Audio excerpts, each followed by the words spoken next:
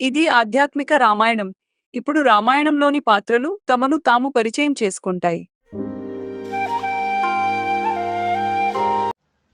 నేను ఆదికావ్యమైన రామాయణంలోని సీతను.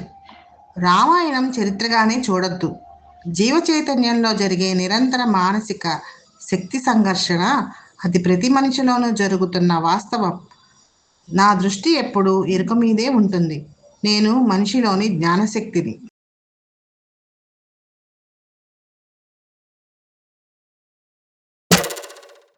నేను వాల్మీకి రామాయణంలోని రాముడను. నా సీత చెప్పినట్టు రామాయణాన్ని జీవ ప్రయాణంలో జరిగే నిరంతర మానసిక శక్తుల సంఘర్షణగానే చూద్దాం. అది వాస్తవమే గదా. నేను మనిషి యొక్క స్వయం ఎరుకను. ఎవరి దృష్టి నాపై ఉంటుందో వారిపై నా కృప, అంటే అజ్ఞానాన్ని దగ్ధం చేసే నా పనితనం ఉంటుంది. నా బాణం తిరుగులేనిది. అది నా దివ్యశక్తి. అది తన పని తాను చేసుకుపోతుంది. మనిషిలోని అజ్ఞానాన్ని తొలగిస్తుంది. అప్పుడు మీకు జ్ఞాన దృష్టి కలుగుతుంది. నేను మనిషిలోని స్వయం ప్రకాశ శక్తిని.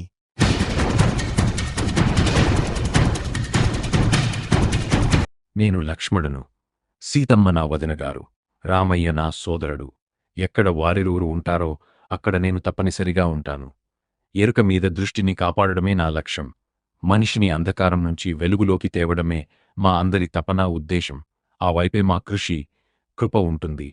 నేను మనిషిలోని పోరాట శక్తిని. నేను భరతుడను. నేను రాముడి తమ్ముడిని అని చెప్పుకోవడం కన్నా రాముడి సేవకుడు అను చెప్పుకోవడం నాకిష్టం. నేను సేవాభావంతో నా ధర్మాన్ని ఆచరిస్తాను. నేను రామనామాన్ని ఎప్పుడు తలుస్తూ ఉంటాను. నేను మనిషిలో ఉన్న సహనశక్తిని.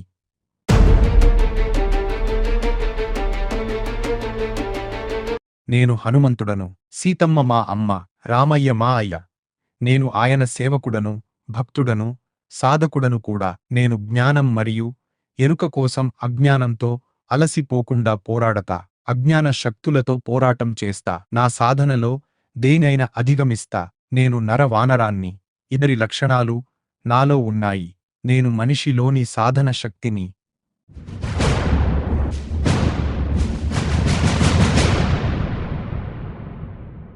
నేను లంకాధిపతి రావణుడను.